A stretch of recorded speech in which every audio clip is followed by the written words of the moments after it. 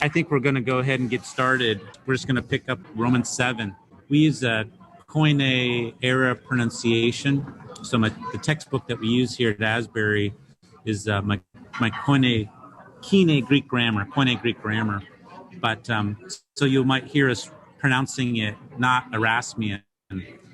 It's if you go to scholarly presentations, SBLs, you'll hear more and more all the presenters in a session using this kind of pronunciation system.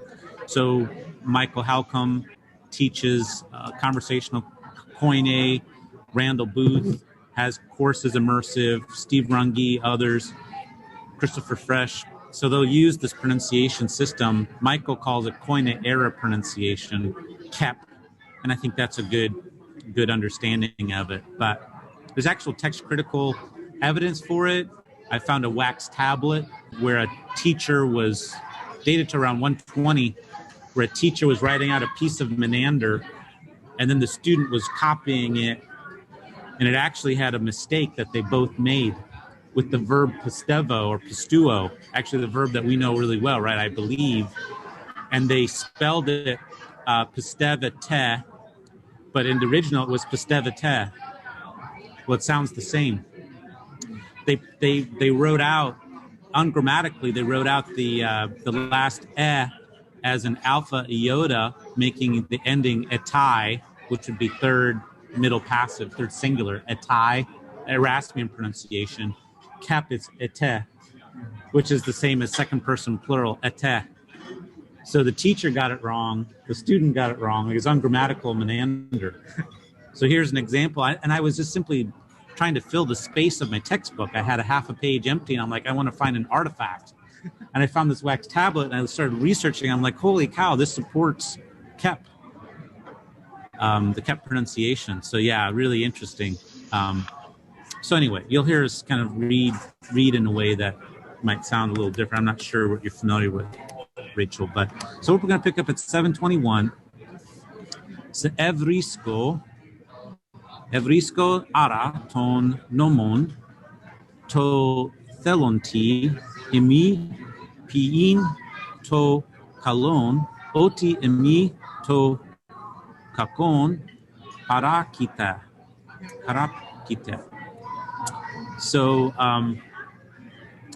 ara is a conjunction, post positive. It's in linguistic studies now we're Stephen Runge and Steve Levinson, and others, they're helping us recognize that these conjunctions don't mean about 10 different things or 8 or whatever, but they have a basic processing constraint. And ara is one that is marking a consequence, and it does not mark new development. Un would mark new development. The conjunction un is kind of like advancing, taking it a next step. Ara isn't doing it, but it's drawing some kind of consequence. So it's interesting to study this. Stephen Levinson, he's the Summer Institute of Linguistics international consultant, language translation consultant. So he's got a article, an essay in a collection of essays where he looks at inferential conjunctions in Paul, and he tries to figure this all out and does. And I have that chart and that research summarized in my my exegetical manual, In Step with God's Word, and I think I can pretty quickly show you where that is at. But it's really fascinating research to do.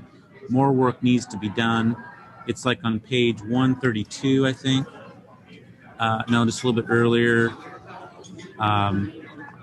where a new way of looking at these connectors, these conjunctions, is as connectors with a limited processing constraint.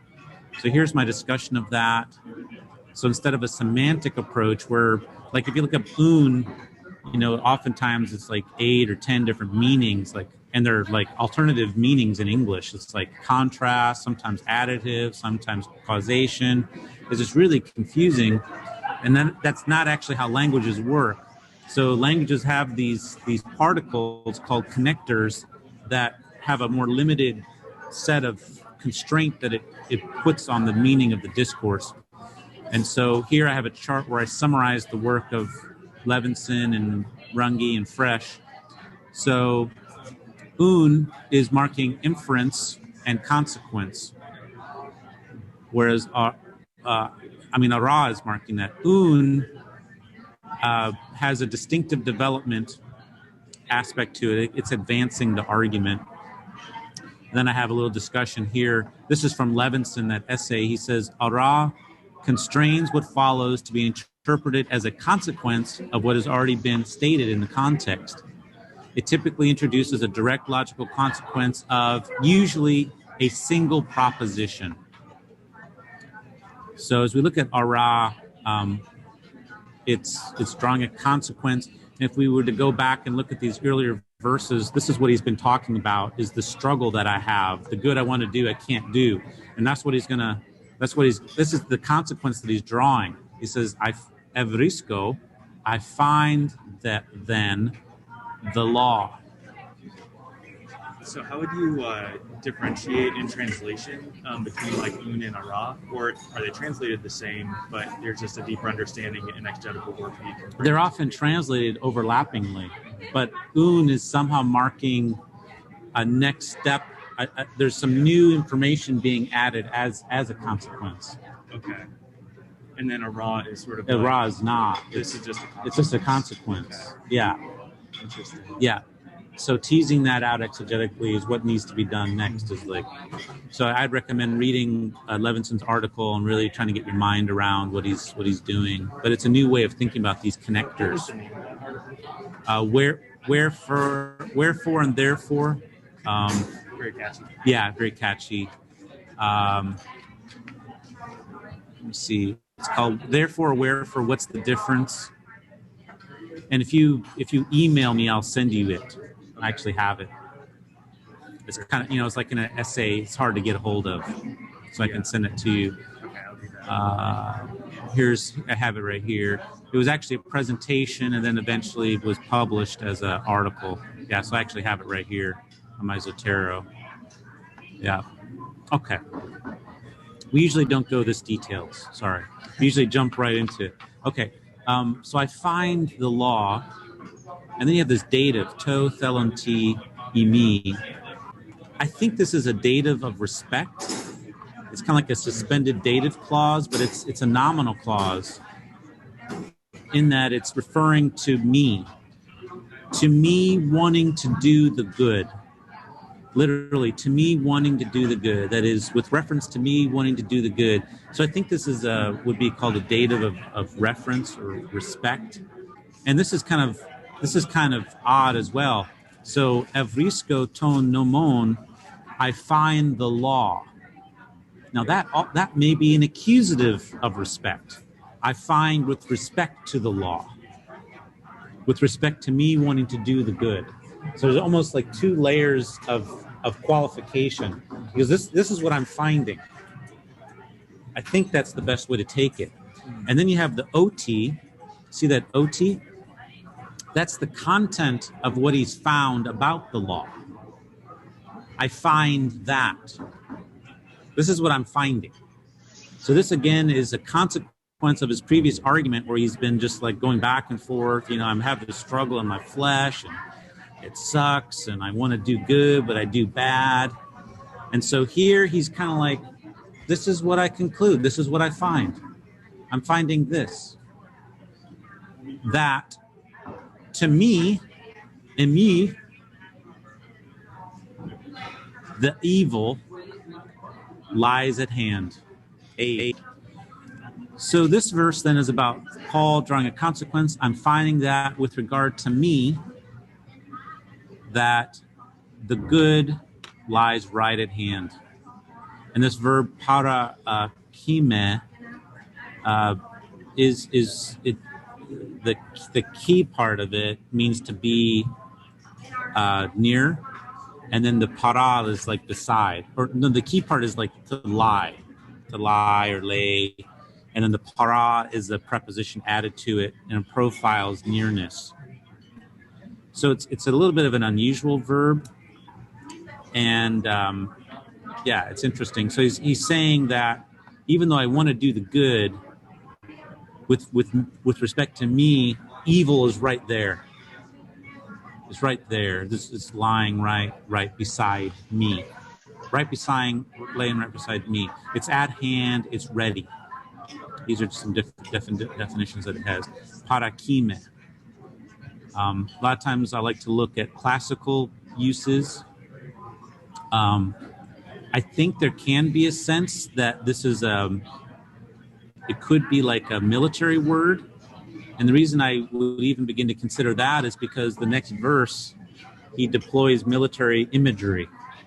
He's talking about warring against the law, and he's talking about taking me captive.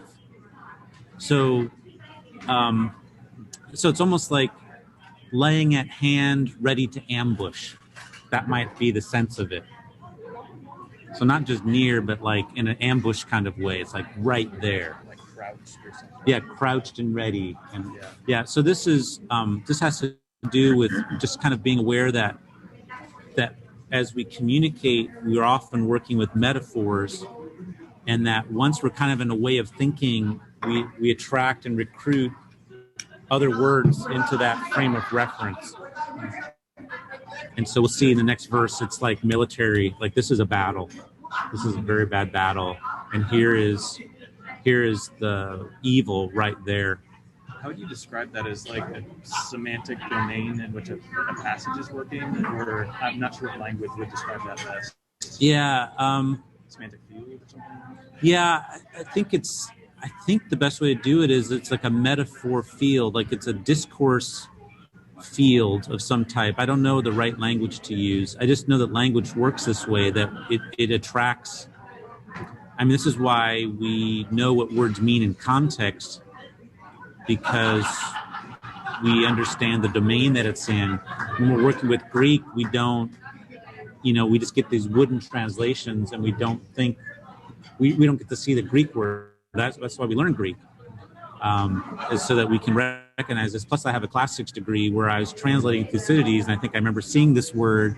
So the more that you kind of know the classical world, the more that you can recognize, well, this doesn't just mean to be beside. It actually means to like lie in wait, and can be used in ambush context. And this is probably precisely his point, as he's going to be talking about,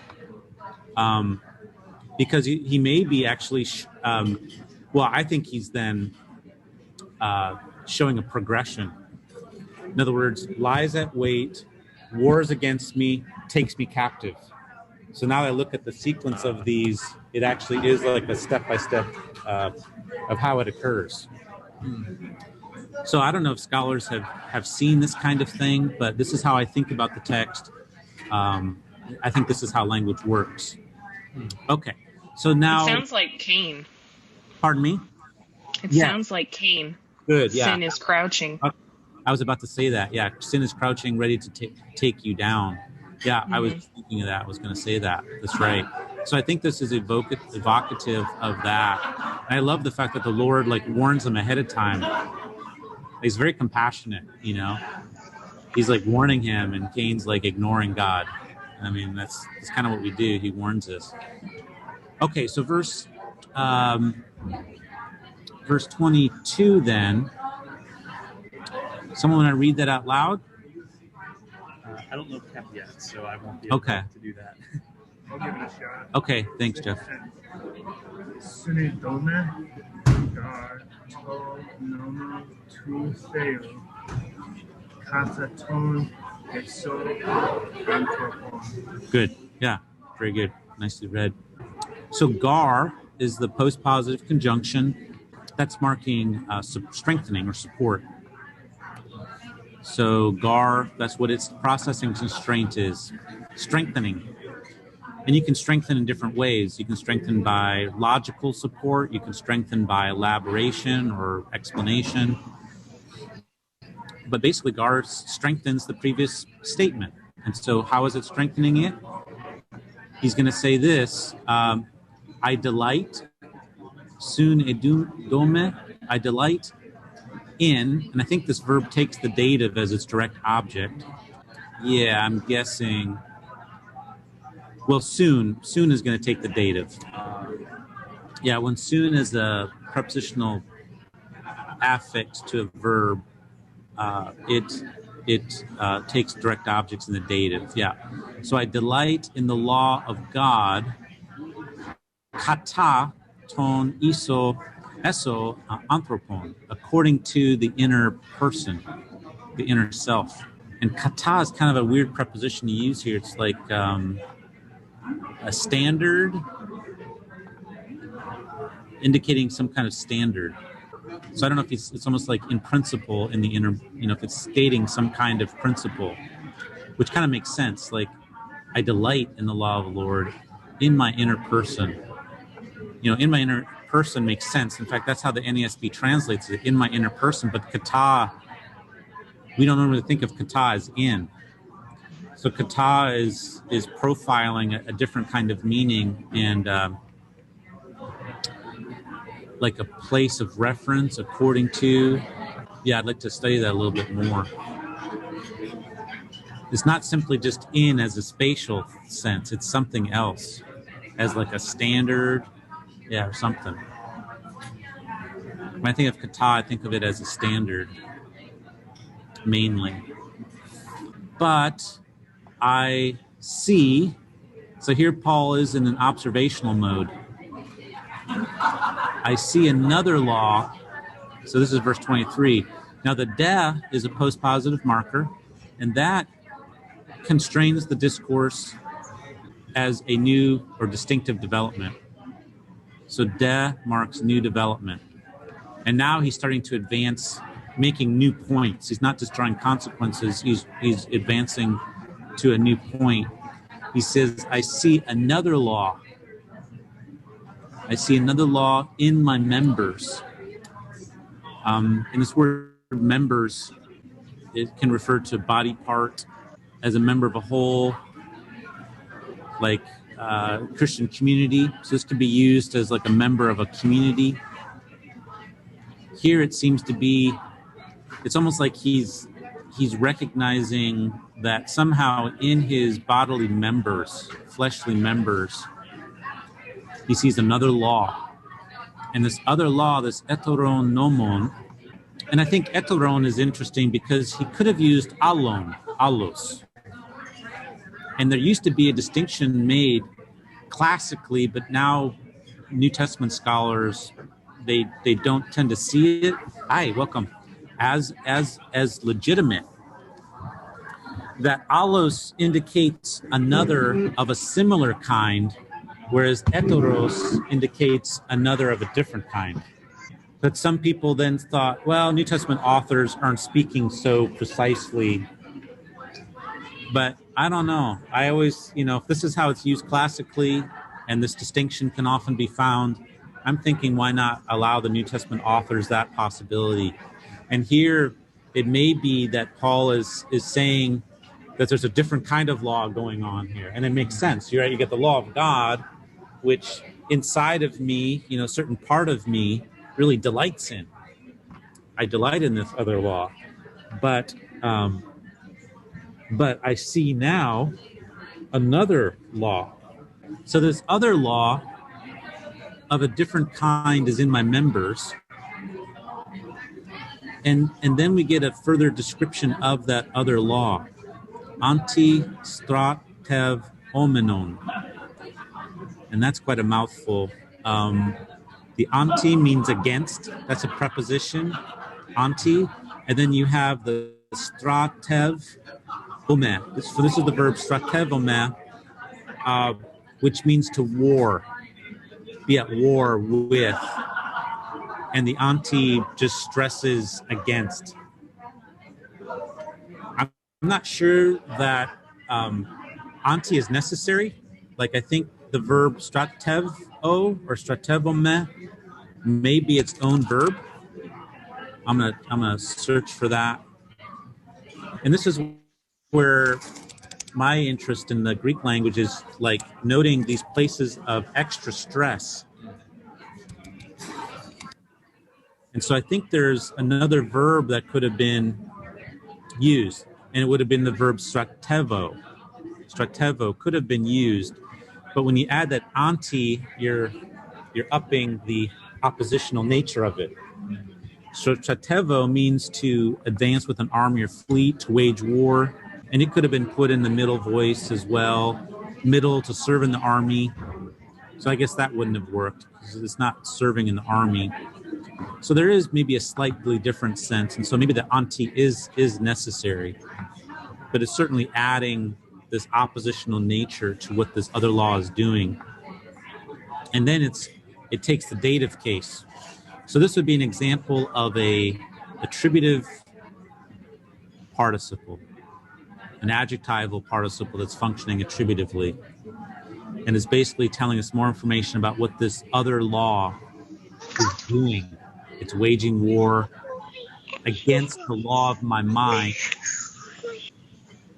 And so to nomo, against the law to nous mu, the law of my mind. So we're in verse 23. Stephanie, sorry.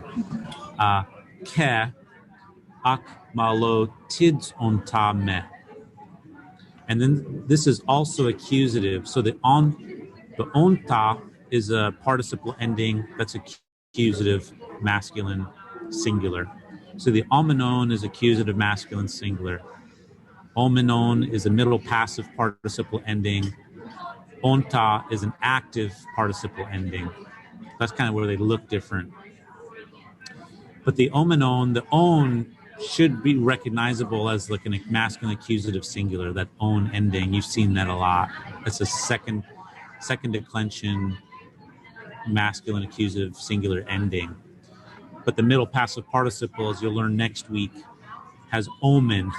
That's the coupling syllable after the verb stem. You get omen, and then you have first or second declension endings on it. So yeah. What's noos? Noos, nous is mind. Yeah, and that's a third declension noun that has the os is the third declension ending. Os. Double omicron make a oo sound? Yeah, well, so what's happening is that the omicron, somehow it's I'd have to go back and look at the stem, but the genitive os is winning out so that it's differentiated. I think it's trying to be differentiated from the nominative form. Otherwise, it would look the same. Because nous is omicron upsilon, and then when you add the os ending of the genitive, it should technically look the same, nous again, but then you don't have a differentiation between the nominative and the genitive form. Because when you have an omicron upsilon and then an omicron added to it, it's going to look like us again. So in writing out and pronunciation, they made that distinction. They just let the regular third declension os ending, the os, win out to be more evident. Yeah. So here we're seeing a double two-stage what he's seeing in the law. He's seeing this other law goes to battle against and then take me captive. That's not a good thing. So this verb ak malo tidzonta, that means you've been defeated and now taken as a captive. So it's not just warring against, but actually defeating me. And that's not a good thing. So this is the end of the progression. So Stephanie, in verse 21, the last word in verse 21 means to parakita. That verb parakita means to like be present with, but it's often in the sense of like laying an ambush, like ready to take me on. So I think there's a metaphor that Paul is using, and he's actually describing a progression, like lays at wait, fights against me, and takes me captive. So I think we're seeing the ending of this metaphor, and the metaphor would be something like our struggle with sin is like a battle. That's a metaphor. Life is a battle. My struggle with sin is a battle. And there's different principles at work in this. And Paul is using these verbs of, verse 21 begins with evrisko. I'm finding. Then verse 23, I'm seeing, or I'm seeing. So it's almost like he's an observer, like an investigator observer is like, dang, this really sucks. This is what's going on in my life. I'm seeing this going on. In my inner person, I love God. I love God's law. But then there's this other thing, and it comes against me. And next thing I know, I'm taken captive. It's not a good state to be in. So taking me captive by the law of sin. Hi. Hey. This is Chow Chow or Lifney. Rachel is watching from Oregon. She's a prospective doctoral student. Oh, okay. Yeah. So Thank you, sir. There's Rachel. Yeah. So I'm introducing her to people as they join. Okay. So Chow Chow is a Hello. first year New Testament PhD student. Hello, Rachel. Yeah. So all right. So now we're getting further description of being taken captive. So it's taking me captive in the law of sin. I think everyone can follow that, right? All the vocabulary, en to nomo tes amartias. And then you have, we were talking about this yesterday in class, or 2 days ago. There's the to onti. The to onti is the participle form of imi. And I said oftentimes it doesn't seem to be necessary. Here I think it may be. Being, it means being. So what is it modifying? It is helping to specify something. Like if we removed it in our translation, it probably wouldn't make a difference, right? Because I could say it takes me captive in the law of sin in my members. But technically, literally, it is the law of sin that is present in my members. And that is present is grammatically marking masculine dative singular, and that tells us what it is. What is the that? That is being. What is being in my members? And in the context, we have to find out what it matches with grammatically. You got a reference to law, and you got a reference to sin. So it's going to law. It's going to law. So in this case, it may help to delimit, it does help to delimit what is in my members. The law is in my members. But the law characterized by sin is in my members. Like, are there debates on the which type of genitive this is? Oh, I'm sure. Yeah, what kind of genitive? Sin Yeah. law or Yeah. The law of sin, is it the sinful law? That'd be a attributive genitive. Yeah, I mean, I think that's a huge question. And also I think it's worth kind of teasing out, like, what is Paul really saying here? Like, is there a difference to say the law is in my members, this law which is characterized by sin? That's different than saying sin is in my members. but within the context, because he's talking about a number of different laws. Yeah. Like earlier, it seems Yeah. like he's talking about Mosaic law, other places Yeah. otherwise. Like a principle. Yeah. Perhaps this isn't like a characteristic of law, but a different kind of law. Like, does that make sense? Well, I think it is a different kind of law. Yeah, it's an heteronomon, another kind of law, but almost like a principle. And if you think about the nature of sin, sin is always a mockery, right? Sin is always derivative. Sin, it depends on good for its existence. Like, in fact, Augustine defines sin as like the absence of good. Like it's there. It's not really there. It's always derivative. So in a sense, to even attribute it as a law is kind of like almost granting it too much credit in a sense. But Paul is trying to describe what he's experiencing here. So there is something going on.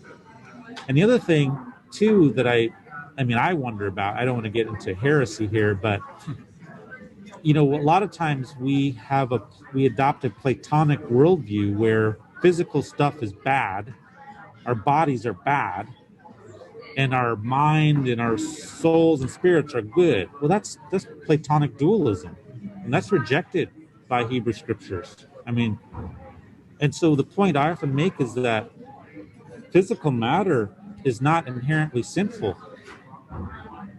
And I know that sounds kind of weird to say, but somehow sin is passed along. But to think that sin is natural to me and being physical, that's heresy. I think that's heresy. It is not. Sin is foreign to me. We are not made to sin. We are made to be good. We are made for good. And when God made us physically, he said it's tov tov, it's very good. So I just want us to get in a different mindset. A lot of times I think, I can't help myself, it's human nature. Like, no. That's not even correct. It is not human nature. Our human nature is not to sin. God made human nature good. So here he might be saying something in that regard. This law, that this sin thing is going on, that's in my members. So that's different than saying sin is in my members. It's a slight difference. And I wonder if this could be teased out more theologically, or needs to be teased out more.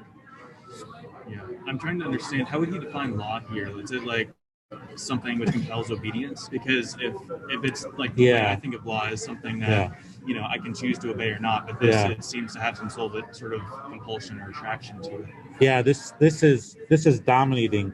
Yeah, this is always present, lying in wait to ambush me. It's warring against the law of my mind. It's active. It's not just and it's taking me captive. Yeah, so it's doing something different. I think he's struggling to describe it. Like he's really struggling. But I think there's a lot here to be teased out that the Greek text is pointing us to. So the to onti is helps us see that this law characterized by sin is in my members. This principle, I think it's like almost a principle. It's another kind of law, though. It's not the same kind as the law of God. But I love Psalm 1. Psalm 1 talks about, I delight in the law of the Lord, and on that law I meditate day and night. And that's like a turning point, right? So Psalm 1 is paradigmatic. It begins the whole Psalter and says, I don't stand in the seat of sinners. I don't walk in the way of whatever. It's like sit, stand, walk with sinners. Like, I don't do those kinds of things. Instead, his delight is in the law of the Lord, and on that law he meditates day and night. And I'm just always challenged by that, delighting. Like, the word delight talks about enjoyment. Like, what is it that I delight in? And so Psalm 1, and then I'm looking here, Paul is saying, in my mind, it's about the law of God. I love the law of God in my mind, in my inner person, right? Verse 22, I delight in the law of God. But somehow there's some other law going on that is in my members. This other law is in my members. This other principle. He doesn't say sin is in my members, but this law is in my members. Sin is right there, and it takes me captive. Yeah. Do you think he may have someone in view here? Because there is this progression of movement. However, in Psalm 1, it's about the person, whereas in this, it's the sinful law working against you. Yeah. He's personifying sin, for sure. Sin is personified, or this other law is personified. Yeah. Sin and law. And that's a big question. Who is the I here? I think at some point he does speak autobiographically, but some people argue that it's Adam. Some people say it's kind of like an ideal person, trying to live under the law, kind of like an ideal Jew. I think Paul probably experienced some of this, although other places in Paul, he talks about, I obeyed the law blamelessly. So it's like, well, how does that square? And is it possible to fully obey the law and still miss the mark? And he'd say, yeah, you could, that can still happen. You can still be law obedient in certain respects and still not fulfill the law of love. So it's a big question. Who is this I here? To me, it seems, though, that it does reflect some autobiographical observation. We're seeing, I find, I see. And then verse 24, Taleb poros, ego anthropos. Now notice here there's no connector, right? What's that called? There's no conjunction. No predicate. And there's no predicate. That's right. So we're missing the connector, and there's no verb. A syndeton. Yeah. And a syndeton can indicate different kinds of relationships. So the lack of connector might indicate a break, like a new section, but that's not going on here. It may signal an evaluative statement. It may indicate a move from general to particular. And it may indicate like a rhetorical flourish, like a parallelism. I don't think that's going on here. I think it's an evaluative statement. It's really interesting. Like there's no Greek particle that means that. And so then you use a syndeton. So syndeton is used when there's no connector to specify particular to general or general to particular. So there's no connector to signal that. And so that you don't use any connector. And I think this one is an evaluative statement. And it's a bald statement. It's verbless. I, myself, miserable person, which is pretty funny. You know, it makes sense today, right? Like we get the impact of that. No connector. Just like it's a simple verbless statement. Miserable person. But in Greek, miserable is in the first position. Is that? Yes. Is that an emphatic? Yes. Yes, it is.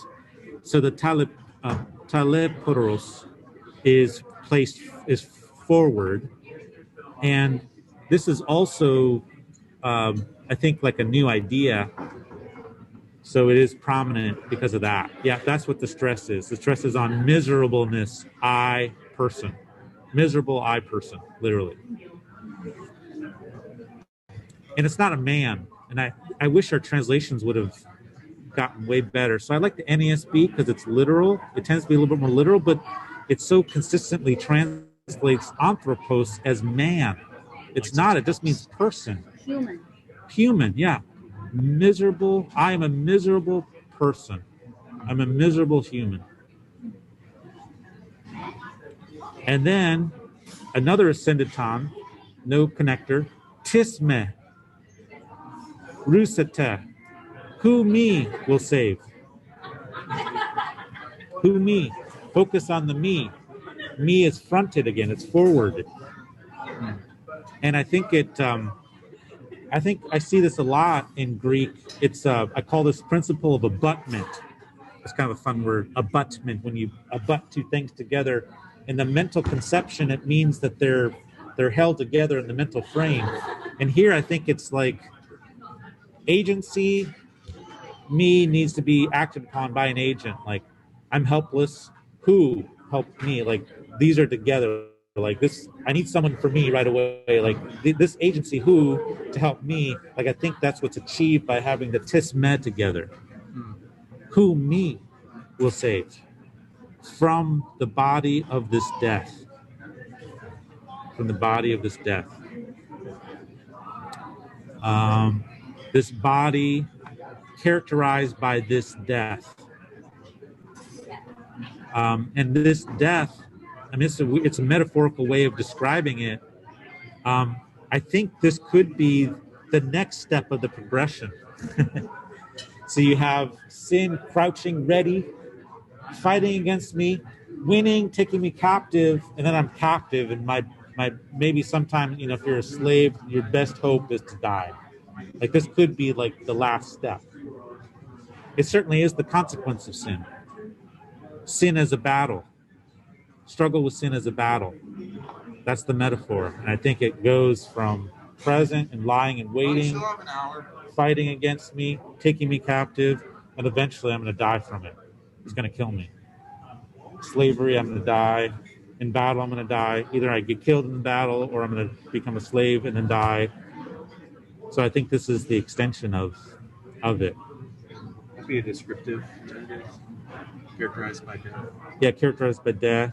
Yeah, deathly body, this body of death. Yeah. Now, he doesn't say mortal body. I think that's interesting. Like there is a word for mortal. I always think that if he uses a noun in a genitive relationship, with another noun rather than an adjective, I think to have two nouns to describe something, I think that's more concrete. Like I think there's a kind of prominence to both of them. Whereas if you use an adjective mortal, that's kind of subordinating it to the other. So I think this is the way that he's worded it here, is to stress the death consequence. And that's just a subtle thing, but that's just my view of it. Is I think in the mental conception, we're forced to have two categories open, two nouns. So nouns represent categories, whereas adjectives are like attributes. Like they don't stand alone. They're like, what is it describing, right? Does that make sense? So when you have two nouns, you have to have two folders open. And he's got the body folder open, now he's got the death folder open. So I think it's a way that really stresses death as this kind of consequence. So charis de to theo. Thanks, but thanks be to God. So here we have de. So de indicates new development. So this is new, and we can see it as new. Thanks be to God. Is that a dia in Erasmus? The dia. Yeah. Oh, just de. What are you seeing? Okay, I guess I have dia. Dia. Oh, that would be dia. Yeah, that'd be dia. I'm looking at the second word. Do you have the de there? I don't have a de. So charis de. Nope. Oh, okay. Are you working with SBL GNT or what is that, Tyndale House? I believe this is SBL, yeah. Yeah, okay, interesting. So the SBL doesn't have a de, apparently. So there is a textual variance going on there. Yeah. That's right. Mm-hmm. So you have de to theo. Yeah. Charis de theo. This is the NA28, UBS 5 would have a de there. So this is textual variation. And I'm looking at about 5 different readings here. Some have charis to theo, some have a charis to theo, some have a charis curio, Interesting. and then some have ev charisto to theo, I give thanks to God. So you got 5 different readings here. Yeah. Obviously the scribes are really working this over, like, what does Paul mean here? Let's try to clarify this for Paul. Yeah, this is what scribes did. I mean, these are all intentional changes. It's not like an accident of the ear. They're like working it over, changing it to God from the dative to the genitive, changing God to the Lord, and then changing it to a verb form. The de seems to make more sense to me here because that would be like, but it's in contrast to all this stuff. Yeah, it's a new development. Yeah, it's advancing to the next thing. Yeah, but thanks be to God through Jesus Christ our Lord. Therefore then, ara un. So here the ara is drawing a consequence, and the un is new development and drawing a consequence. So this is like the big final conclusion and kind of bringing it to like a final point. I myself, avtos ego. This is like the most emphatic way to stress the subject. Right? You don't need ego, you don't need avtos. Avtos is a way to stress the subject as well. Even though it's a third person adjective, it can be used with second or first person verbs. And here you have both it and the ego. It's hard to translate. I myself, in fact, I myself. And then you have men and da. Men and da. To men ni. Noi, I should say, noi. The men works with the da. So this is a kind of construction. You have the men da construction. On the one hand, men. On the other hand, da. This is a good classical idiom. You're talking about the da before sarki? Yeah, those work together. But what makes them a little bit tricky is they're both post-positive, so they're placed second.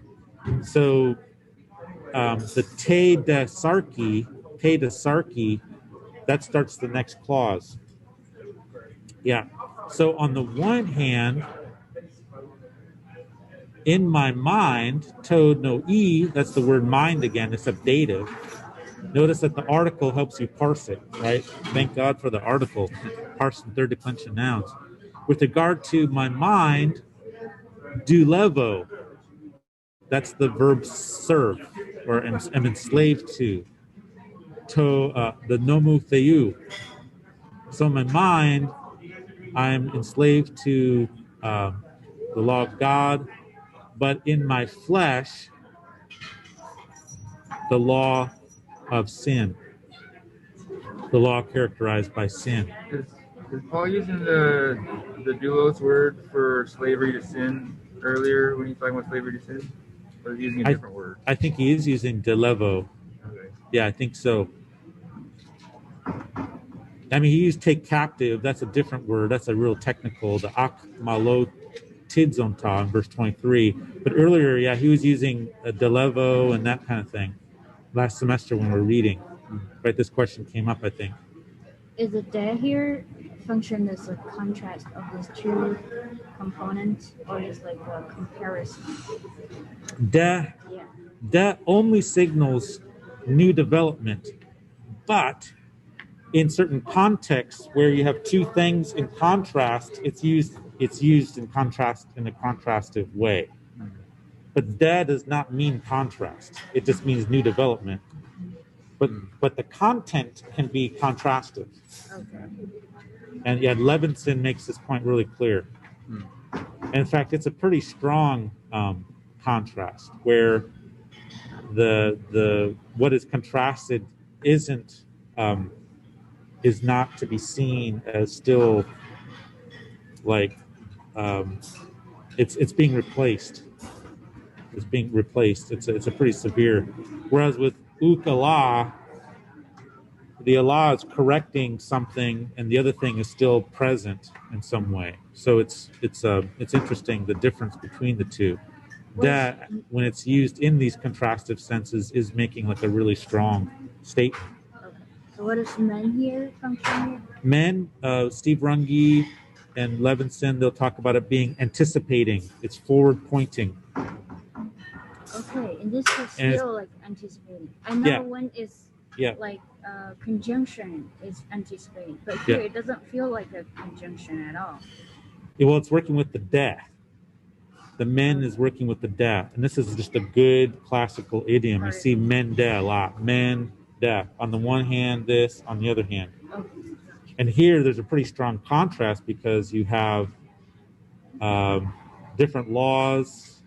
You have mind contrasted with flesh, and you got the law of God versus the law of sin. So you do have a contrastive context. That is still making a new development. It's not marking contrast. In this context, there is contrast, but that's because of the content of the thing, not because of death. Got it. Yeah. I can't remember. What's the significance of an article being separated by the noun? Like when we translate Wisdom of Solomon, they'd have like 6 words in between them. But I can't remember what the significance is. Is it stylistic variation, or is there something Yeah, else? I mean, I call that a sandwich technique. I think it's a way to kind of package it in the mental conception under the get. So they had the article, then all these modifiers, then the noun. That's called the first attributive position. I think it's just a way to kind of keep that information packaged together. Okay. When you have article, noun, article, adjective, you're adding that extra article and you're putting that modifier in the last position. It's getting the last word.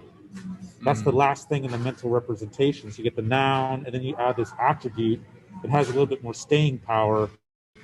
That's when you're stressing that attribute. Interesting. Okay. But when it's all sandwiched together, it's all part of the conception. It seems like when you have the adjective last, you're trying to put a little bit extra stress on that. Okay. Yeah. It's not lost in the big sandwich. Yeah. Are you talking about the adjective in the second attributive position as adding more stress? Is that what you mean? Yeah. The second attributive position is stressed. Yeah. It's stressing that attribute. Even Wallace will say that, and I think Porter as well. Yep. All right. Well, what's the significance of the fact that he used somatos in verse 24, but in 25 he used sark? That is a great question, and probably someone's written a book on that or a dissertation. Maybe Rachel will do that. We'll see. No, she says no, she's not. So I guess it's open, Jeff. Yeah, what's the difference between somatos and sarki?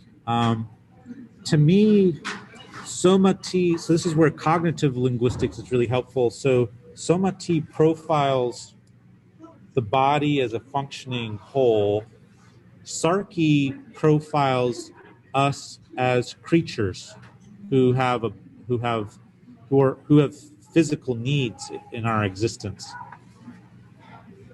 I think it's that physical needs and that fleshly composition, that's what's stressed with flesh, whereas soma is simply the body as a whole in terms of functioning. Does Paul himself have the trajectory of using this too? As what? Like does Paul, the author, the Paul author, have the trajectory or the pattern himself to use when to use I think so. Yeah, I think that's just a question. Like, can you tease out why he's using sarks where he does versus soma? I would think so. So in other words, in verse 24, he's looking at the body as a whole and then associating with it death, and that's just kind of tragic. But when he's talking about sarks, he's dealing with our bodies as containing passions and needs, and that goes more naturally with sin. Yeah.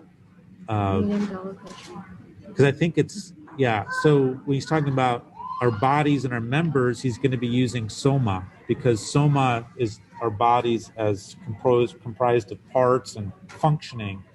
When he's talking about sin, I think he might more likely use sarks. But sometimes sarks is used quite innocently, like it's not inherently bad. Again, sarks is not bad. It just is our creaturely fleshliness. It just means that we are subject to passions and desires and needs, but it is a part of our existence. So Paul says in Galatians 2:20, "For in the flesh I live by faith in the Son of God." It's not bad. It's just that's my need. In fact, I think as fleshly creatures, our temptation is to live independent of God and to try to satisfy ourselves, our own needs, our food needs, this need, and to live independent of God. And that's the nature of sin and idolatry, is when we're just kind of focused there and we're kind of stiff-arming God. So for Paul to say, "In my flesh I'm living by faith," that's a really important statement, because it means that as a fleshly person, like, we can't ever escape our flesh, that we can have a faith stance that is appropriate. So Galatians 2:20 is a really significant verse. So yeah, he uses flesh neutrally at times, positively even, or just neutrally. But here it's really associating it with sin, and body with death, and members of my body. Yeah. Like, I don't think he'll talk about members of my flesh. See what I'm saying? So that begins to start to show the difference, that body is kind of like the functional thing with body parts. But yeah, I think if you were to look through and study these words, you'd start to see these patterns. Yeah. Well, thanks for your time, and I guess we're over time, but fun to get translating together. Yeah. You're gonna continue in Romans 8, or? Yeah. Well, we're not gonna stop the story right now, man. It's gonna get really convicting here. I mean, we're not gonna be off the hook. In fact, we're gonna see the salvation of God. Yeah, it's gonna be great. So, all right.